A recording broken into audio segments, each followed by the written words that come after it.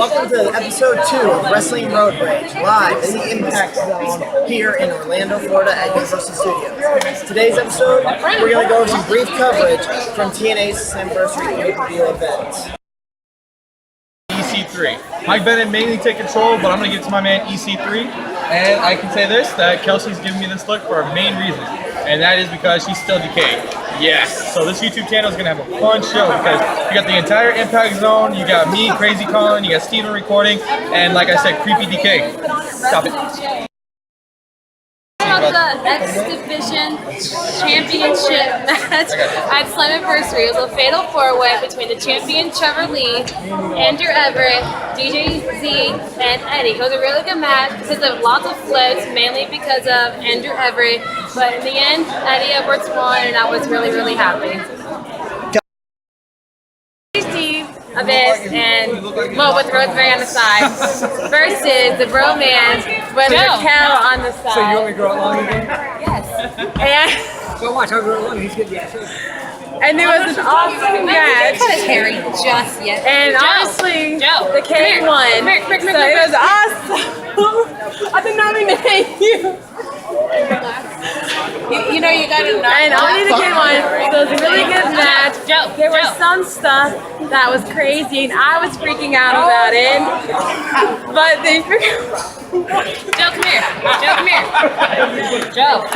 This just shows you how much fun we had here. They won, which I was happy. I called you. And then Oh, you cut it off. I got to meet it the next day after. So that was even more awesome. And yeah, it was a good match. No, the idiot was. As you can tell, we are no longer in the Impact Zone. We are actually on the road. You would never know anyway at times. It is SKF Effect and the Cat Lady in the back. We're heading up now, back to Tampa, back to Ybor City, to attend Shine 35. I feel like we live in a car sometimes. We're always driving somewhere. That's why this is Wrestling Road Rage. Episode 2. The continuation. What you saw just before was a bunch of friends from the Impact Zone. And photo bombers. And photo bombers galore. But we're going to continue talking TNA Slammiversary with a match I was happy to see. Braxton Sutter and the Cowboy James Storm. Can you lower the music so I can actually hear you? That's great. Thank you. Can everyone hear? James Storm is a veteran. He's been there almost since day one. It was really disappointing when he was not originally on the card.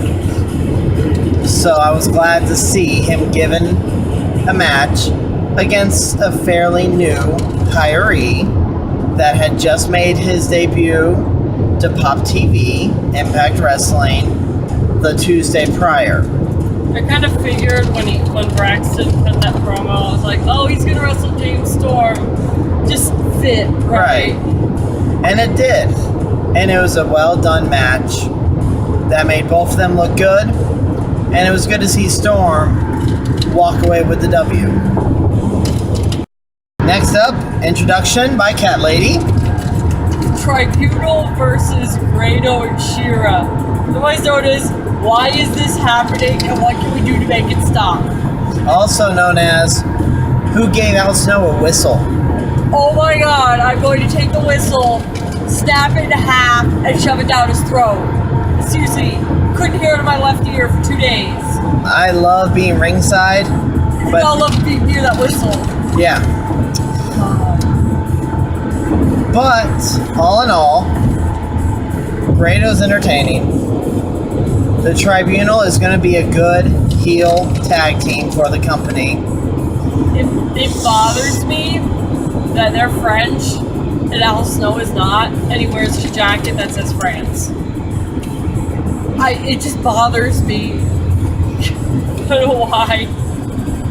Well, it's hey, remember way back in the day, Al Snow was the European champion, and he came out dressed and many different European cosplays, we'll go with. That may be where it comes from. Okay. Yeah, seriously, no more whistle. I think, didn't someone steal the whistle during the match? Grado did. He whistled, and then Al Snow still whistled. Yeah, agreed. Ew. Seriously, get rid of the whistle gimmick. It's annoying. No one can hear. The whistle gimmick's just about as bad as the Shira Shuffle.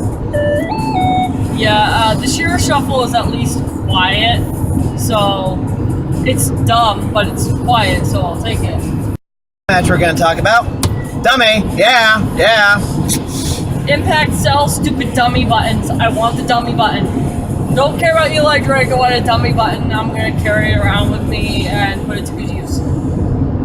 It's smart marketing. All I heard from people is they want a dummy button. I mean, seriously.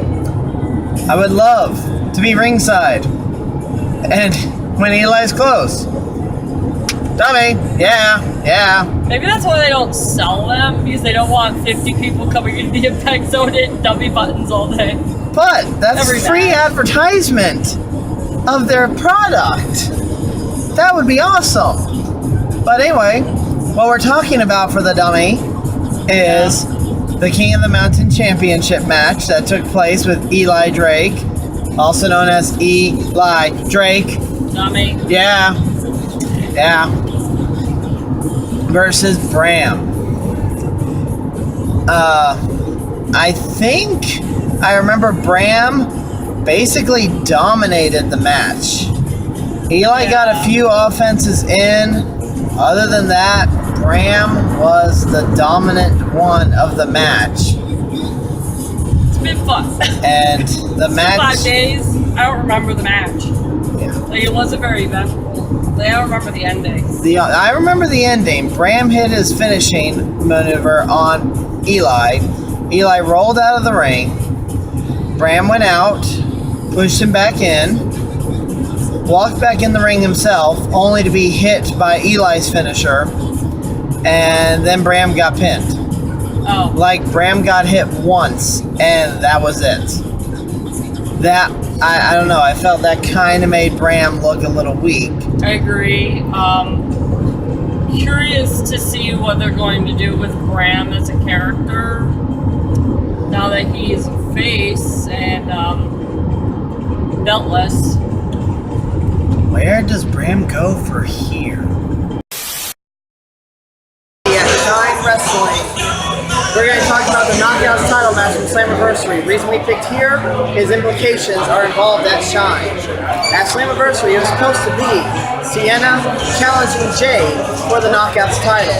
Gail Kim got added to the mix and turned it into a triple threat match. One of the most excellent matches that took place on the card, which saw interference from both Allie, known as Cherry Bomb, and Marty Bell, who ended up costing Jay the Knockouts Championship and ended up winning. Sienna is the new Knockouts champion, and she will be defending her title here live at Shine Wrestling in Ybor City. That was a little preview of the Orpheum in Ybor City for our small coverage of the Knockouts title. We're going to now talk about a match that's very dear to our hearts. The Broken Matt Hardy versus the Charismatic Enigma, Brother Nero, Jeff Hardy. Gratuitous use of weaponry. Full Metal Mayhem. And the boys lived up to the title of the match. They used a keyboard. Not a computer keyboard, but a real piano keyboard. Strung up and powerbomb Jeff through. We've seen very interesting weapons used in the Impact Zone. Keyboard maybe could be in the top 5. I think it was almost a showing of what weapons can we use and how can we use them out of the normal. I will say the most unique and most terrifying weapon was Jeff's painter ladder, where he just kept bringing the ladder up, up, and up, almost as if he was going to be touching the ceiling of the impact zone. I feel he wanted to use that as a way to climb up. There's a guy that did that on America's Got Talent, actually. I really thought Jeff was about to do that. But That was instead had to use it going from rope to rope, filling the entire ring, placing his brother on top of it, and then jumping onto said brother through said painter's ladder. Then launching the painter's ladder into the front row because life isn't exciting enough. Yes. Thanks, Jeff, man. I really need a ladder to the face. Most exciting thing about being in the impact zone while weapons are in use, you can end up with a ladder that close to your face. It's not Tables, the first time that's happened to us, actually. and it probably won't be the last. Tables were used, chairs were used, the guard railing was used. I'm surprised the kitchen sink didn't get brought up from something. I'm waiting for that. Seriously, go Lowe's, get a couple of kitchen sinks, throw them under the ring, put them over someone's head and bash it. I don't know. The most interesting, well, not the most, but most interesting for Matt Hardy was no longer coming out to I Am Iconic, but having Rebby coming out and doing his introduction, to now also entering with piano music. Possibly maybe done by Rebby. Probably, since she is a very talented piano player. It kind of reminds me a little bit of Mike and Maria in that having Rebby come out and do the introduction, except for obviously Rebby doesn't come all the way down to the ring for the matches, having Maxwell there. She comes out, does the intro, then walks right back to the back. Like Maria, who accompanies him to the ring and hangs around. Hey, so if they gets to the point and takes off. If Matt Hardy and Mike Bennett were to work as a tag team, would they enter together with both wives doing the entrances? Yes. Hey, TNA, get on that. That'd be kind of funny to see for a night. Actually, didn't that... Something happened with them already where they got in each other's faces. They got in each other's faces, which then turned into Matt Hardy Brand versus EC3, while Bennett and Maria stayed at the ringside.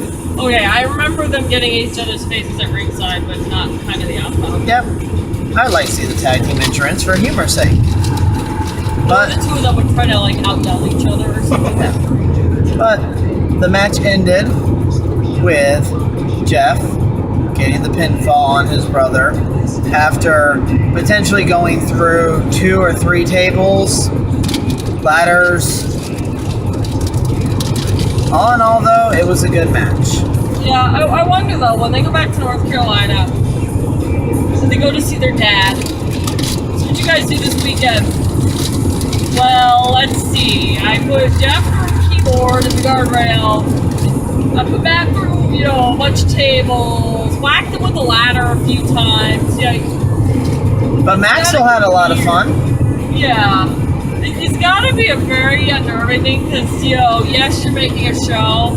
And I'm sure as kids they fought with each other and they're seeking their revenge as adults, but it's gotta be nerve-wracking beating the shit out of your brother. That's her theory for it.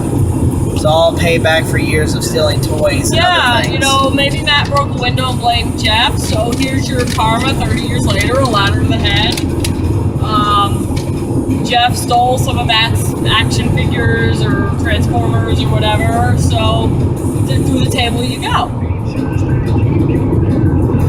Sounds like a fair way to go about that. And then, they all get on the same flight and go home together and drink pussies.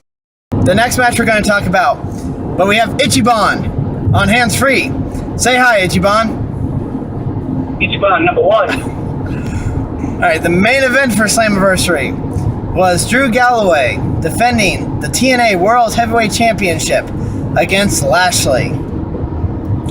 The two went to war. Sadly, the winner of the match was Lashley. Oh. Ichiban, your reaction to hearing that news?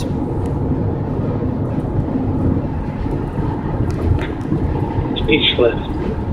Aww. The Ichiban is very sad right now at the news that Drew Galloway lost the TNA World Heavyweight Championship. I thought the ending of the match It's was okay. Because Bobby Lashley is a prima donna, and he'll ask for too much, and then be released. We'll see. He's been with them since what? 2014, so he's been there 2 years right now, strong.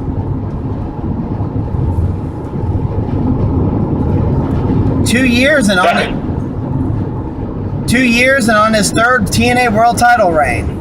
like half paying attention because I figured it still had another 5 or 6 minutes to go, Right. and suddenly the bell rang, and I was like, huh. The ending was very lackluster. It was titled Knockout or Tap Out, meaning you either had to make your opponent tap out or you just had to make them pass out. And Lashley supposedly did just that, locking Drew Galloway in a submission hold. But as opposed to traditional knockout methods, where the referee raised a hand 3 times, all the referee did was very briefly put his fingers on Drew Galloway's wrist, almost as if checking his pulse, and then rang the bell. I almost thought they were going to go screw job. Mm-hmm. Last time I checked, you don't check So- the pulse. Consciousness is life. Unconsciousness is death. That's what we saw a replay the next night, and I saw them do that. I was like, wait, they were checking to make sure he was still alive, and it was over. I thought they at least had to raise the hand, and we clarified with a ref, yeah, you're supposed to raise the hand 3 times. No, they just checked his pulse and said, done. I don't think your pulse tells you if you're knocked out. In fact, I know it doesn't. So I don't know if the ref didn't know how to determine, or they just needed to wrap it up quick, because it was. I think the show did end at 11 on the nose, so maybe they needed to cut it Roughly. But, unfortunately, it was not a screw job method. That was the legit ending. As we continued on to just Drew Galloway getting his rematch this past Tuesday on Pop, again being unsuccessful against Lashley. The other thing I noticed, Drew Galloway woke up real fast after he got knocked out. He did. For someone who was supposedly Real knocked fast. out, he woke up very quick. Like, as soon as they rang That's the where bell. I would say the difference between knockout and, because when you get into a sleeper hold, it doesn't take you long to fall, and then all of a sudden you whip. Alright. Yeah, but it was like he was knocked out, they rang the bell, and he sat up. It's like, interesting. It was a very, very poor use of knockout. Yeah.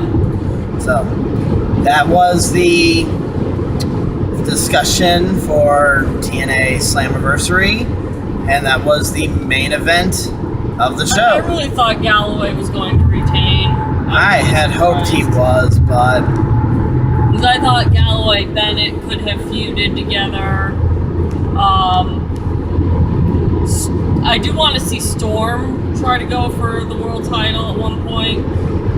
Lashley Storm might be an interesting. I don't know that Galloway Storm would have been as interesting since we're both face. But- alright, well, Ichiban, glad to have you on the phone for this. Ichiban, drinking beer. As we said, we're heading up to Ybor City to attend Shine Wrestling. This is going to be Shine 35. And there are, to shine for 4 years. yes, Next month. 4 years next month is how long Shine's been around. And it's an awesome ride. The driving, though, is killer. Yeah, we could use it being an hour closer, but they're worth driving 2 hours 2 hours back and forth for. But some matches have been changed around. The card has been altered due to title changes and due to family issues. One thing they have taking place right now is it's the first ever Shine Wrestling Money in the Bank, I'm guessing, ladder match. It seems a bit odd to tag. A briefcase to the disco ball of the Orpheum. Oh, how great would that be? It can't be Money in the Bank if there's not a ladder involved. And it's going to feature Nicole Matthews, Kelly Skater, Santana, and the former Knockouts champion, Jade, also known as Mia Yim. I am curious with Shine. Are they going to have to convert Mia Yim to Jade and Allison Kay to Sienna to keep up storylines? If that's the case, would Allie come out and manage Sienna? Is she here? I don't think either Kicker Bomb is on the card. None of them are on the card. That'd be a surprise, though. But, staying on track. Well, what's a track? So, it's going to be a ladder match, hopefully. Fingers crossed. They've done stranger things to the Orpheum. They can do a ladder match. I'm curious if Mia Jade Yim wins. The concept of this Money in the Bank match, when they originally said, was that the winner got to pick what title they wanted to go for. Of the three being defended in the main event, which are the Knockouts, the Shine, and the Shimmer Championships. If Mia wins, will she choose to go for her Knockouts title? Or would she choose to go for her Shine? Or maybe just go for the Shimmer? There's a lot of possibilities for this that make it an interesting concept. Now, clarify for me, is this Clarifying. Money in the Bank in WWE land, like Feast or Fired in TNA, you get to cash it in whenever you want. As long as the person is standing or something like that. I want to say when they first announced it, it was like the winner would pick the title for the next Shine. Okay, that was what I thought I saw. But it no longer says that. Okay. So it is very curious if said winner just gets to carry around a Shine Wrestling briefcase. I think that'd be kind of funny. Yeah, why not is, if it's truly a Money in the Bank, they have a cash-in ability at any point. But then you have to wonder, does that mean, well, you can cash in at any Shimmer for the Shimmer belt, any Shine for the Shine belt, any Impact for the Impact Knockouts title? Oh, come on, that would be awesome. Jade wins the Money in the Bank, walks out at an Impact Zone after Sienna went through a match, and just goes, I want my belt back. See, I kind of took it, because originally it was announced as, you know, at the next Shine. I figured it was more going to be you have a title shot at the next Shine, but you can pick which belt you go for. Which brings into an interesting point. Shine's not always every month. Sometimes it's every 2 months, every 6 weeks. You pick the Knockouts title, there is no guarantee it's still on Sienna. Because Impact is weekly. Shimmer is quarterly. So let's look at the Shimmer next week.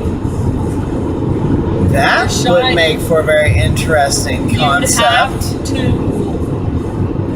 Which makes me think the Knockouts title is the least to be picked because there's really no guarantee it stays with Sienna between now and a date in the future. Now, if there's a set date that it has to be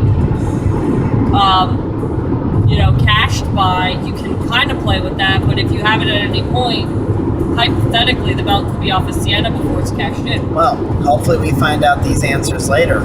Yeah, I'm sure there'll be some sort of explanation from the match. But the main event of Shine 35 is a triple threat featuring the TNA Knockouts champion, Allison Kay, also known as Sienna, the Shine champion, Taylor Made, and the Shimmer champion, Madison Eagles? Madison Eagles. Okay, you put me on the spot. Like, and all I'm thinking is the girl who comes out to the ring with a fork. That's right. She comes out to the ring with like 5 forks on her. I'm blanking on her name, but I remember the forks. Allison Kay apparently was posting photos online of her like arming her gear with forks. Oh my. But She's gonna come to the ring with forks and throw silver. all 3 titles are on the line. And the way it's going to go is whoever gets pinned loses their title. If the Knockouts champion Allison Kay is pinned by Taylor Made, Taylor Made will then become Shine and Knockouts champion. Taylor Made is pinned by Madison Eagles. Madison Eagles is going to become the Shine champion, as well as retaining her Shimmer championship. If you're not pinned, no harm, no foul, you leave with the belt that you arrived with. So there are a lot of possibilities in this match for what's going to happen. Most likely, I personally see Allison Kay is probably picking up a win, as she'd be the easiest person to pick up any one of the titles. She's also probably the least likely to be pinned. I agree. She's definitely the least likely to be pinned because neither of the other 2 are contracted with TNA, and that puts everybody in a little bit of an awkward position. Granted, could Allison Kay lose the Knockouts title and win it back at Shimmer? Yeah. But then you have a non-TNA wrestler holding the Knockouts title for at least a week. So I'm going to say Allison Kay will not lose. But, on the other hand, it'd be kind of cool if she did. Because could you imagine Taylor Made making an entrance at the Impact Zone? I beat your champion. I'm here now. That would be really awesome. I wish Shine and Impact would work together. They're so geographically close with their tapings. It's like an hour, 15 minutes between them. And when they do Knockouts Knockdown, half the girls they bring in are from Shine. So One of the best TNA pay-per-views they do all year. I agree. I feel that TNA should look toward Shine for knockouts. Well, Potential future knockouts. I'm about to say, look at the TNA roster right now. The TNA roster: Marty, Jade. Santa, and Cherry Bomb there as Allie. That's 4 of the top ladies from Shine there as TNA knockouts. And they've had Santana Garrett there. They've had Havoc there. Which, hey, you could rehire some of them. Hint, hint, wink, wink. Nudge, punch, punch. Yeah. Um, But we're losing focus. I was about to say, I lost what we were talking Triple about. threat title completely. match. Should be a phenomenal match to close out Shine 35. One of the matches, though, I am most looking forward to is earlier on in the card. It is Su Yung versus Kaylee Ray. This match is going to be so daredevilish. I That's going to be predict street fight. it has to be with those 2. That or it's just going to turn into one They're gonna go anyway. back out onto 7th outside of I feel the whole front row high is going to lose all of our seats. again. Both Kaylee Ray and Su Yung are known for diving out of the ring and straight towards the crowds. And if they know you and they know that you're not going to hurt them or get hurt, you're just like walking. You're a forward. target. Yeah. I can land on you, you're not going to kill me or, you know, do anything cool. We're like losing the camera. Another exciting match that'll be taking place is a rematch from last Shine, which is going to be Tessa Blanchard versus Rachel Ellering. I have yet to see Rachel Ellering in person. I watched Shine 34, and she was phenomenal. Yeah, way to miss the last Shine because they didn't announce the show until like 48 hours before. This time we've at least had 2 weeks. Yeah, that was a little bit much to try to hop in the car and run. So, that's one thing I am looking very forward to seeing for this, as well as the debut of former Tough Enough contestant Chelsea Green. We Dark saw her matched in at a dark Impact match at Impact. against Mickey Knuckles.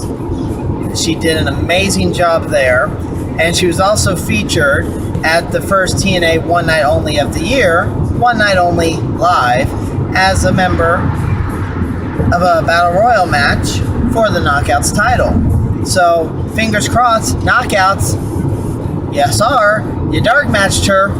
If you don't hire her, page from Eli Drake, dummy, yeah. Yeah. Thank you. I didn't know it was supposed to. I have a halo. As you can tell, we are back on the road. We just left Ybor City, Shine 35. It was a phenomenal show from top to bottom, with the exception of one match, which we're going to ignore. It didn't really happen. And you know, a great thing to have when you're traveling and filming is tech support. Yay, tech support! Fixes the camera every time you're in a bump. The first match we're going to talk about, first match on the card, was the Shine. I love you too, tech support. Was the Shine Money in the Bank match. Sadly, there was no ladders involved. The There briefcase was a ladder under the ring the whole time. that was unused. And there was nothing was hanging. It was a pinfall elimination match. But it had a real briefcase. Did have a real briefcase, and the best surprise for it is it was no longer a four-way. They tossed in the returning Evilise. It was an elimination match that saw Mia Yim first get eliminated by countout thanks to interference from Leva. And Glad then to see that feud's going to continue despite their travel schedule, their injury scheduling, and everything else that's happening. I am happy, a little sad, but still happy. And it came down to Nicole Matthews and Evilise. With Evilise walking away with the win, the briefcase that she could cash in for a shot at any of the titles that are being defended later that night, Shimmer, Shine, or the TNA Knockouts Championship. Match on the card saw the debut of Chelsea Green, former from Tough Enough, debuting against Kellyanne, who is a big wrestler overseas. Cat Lady, your thoughts?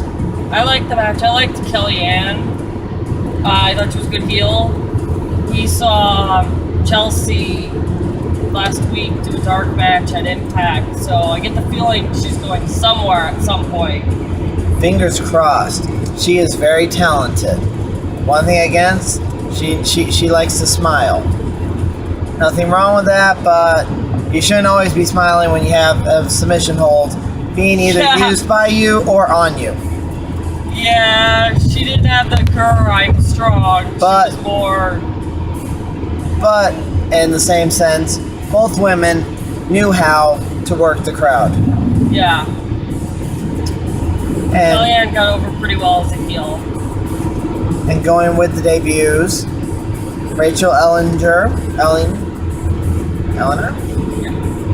debuted last Shine, Shine 34, against Tessa Blanchard, lost due to interference, so she got to have her rematch, this time, one-on-one. They went around. That was a good match. Cat lady? It's 1 in the morning. Rachel cut away with the win. I got jumped. And then got jumped. But I'm not there yet. They did have a very competitive back and forth match. Now both of these women, I believe, have appeared at NXT. Yes. So, fingers crossed. Big things in the future for either one of them. And I know Ellinger is trained by Lance Storm. Yes. He actually had 4 wrestlers tonight on the Shine card. Ellinger was one of them. Chelsea Green. Chelsea's another. Like, I don't know who the other 2 were, but he had 4 wrestlers in the Shine card. But back to after the match, Rachel was jumped by Sue Young. Who made it to the ring without help. Good for you, Sue. Again, a member of Valkyrie had no management. She came out, she helped jump Rachel, and as Tessa and Sue Young were beating down Rachel, Kaylee Ray comes flying out of nowhere, taking everyone down, which then began their match, which went from in the ring to the front row to the bar to another part of the front row. They went all over the Orpheum, beating the living hell out of each other. This is awesome chants going through the building. I am very sad to say Sue Young did get the win, but it was a good win for Sue. It's one she actually got by pinning the person and not using a poison sock or interference to get the W. The Shine Tag Team titles were on the line as Evie and Shaza McKenzie formed team #Squad Goals to challenge the Shine Tag Team champions Better Than You, Marty Bell and Jamie Jameson. I always have a hard time with the name. I really like Better Than You, and I like their new music, and I think they make a good heel team. I don't really know of a tag team in Shine right now that could keep up with them or, beat them for the belts. So what you're saying is, currently right now in Shine, there is no tag team better than you. Tis. Thank you. They did a very good job playing the heels they are supposed to be, distracting the referee while the other would sneak attack. They did what the heels are supposed to do. And in the end, they got the W and retained their tag titles. One of the things, my only dislike with the International Shine where a lot of the girls from Shimmer are there, or the title defenses, like this one for example, are kind of predictable because if Shine put the belts on 2 Australian wrestlers who come here twice a year, we'd either be waiting 6 months for the title defense, or they'd have to fly these people back monthly. So it was kind of going into that match, you knew who was going to win. Which some of them, still a good match. Some of them we really wish would be brought in more than monthly. That'd be nice. So to finish off the show, we had the triple threat for the Shine, Shimmer, and TNA Knockout Championships. Which is a perfect opportunity. You have a briefcase and you want a really good shot at winning something with it. Where do you cash in? A briefcase that lets you get a shot at any one of those 3 titles. Or what do you do from there? Well, we had a match. All 3 women, all 3 champions into the ring. Suddenly they were trying to knock each other out with forks. Forks! When I really like this Madison music Eagle hit. because she has forks.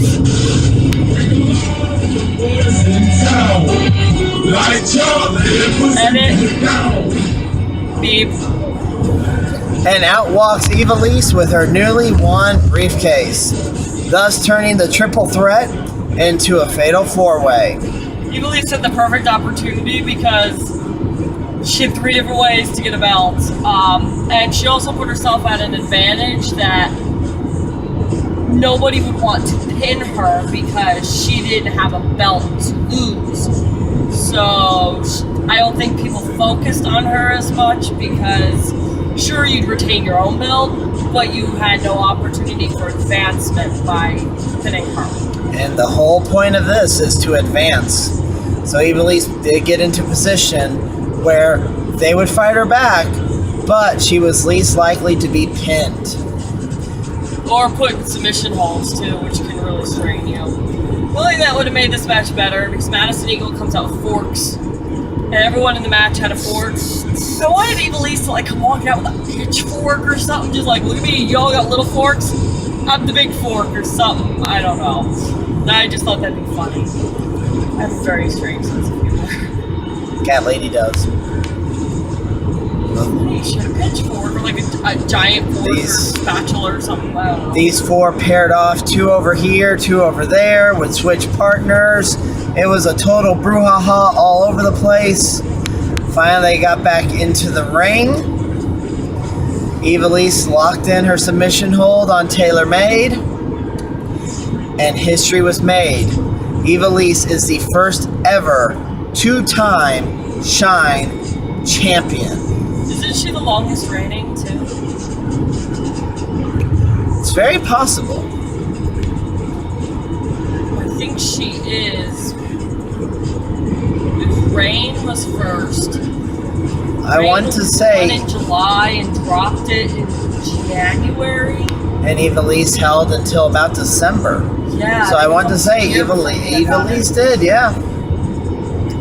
So congratulations to Evilise becoming the 2-time Shine champion. And I cannot wait to see what's going to happen next. So that's going to be it for this episode of Wrestling Road Rage. Please hit subscribe down there. And if you have any suggestions, any topics, anything you'd like us to talk about, feel free to leave it in a comment, and we'll bring it up in a future episode. Take care. I am the SKF Effect. As Cat Lady, this is Tech Support hiding over here. Yay, tech support. And that's it for the show.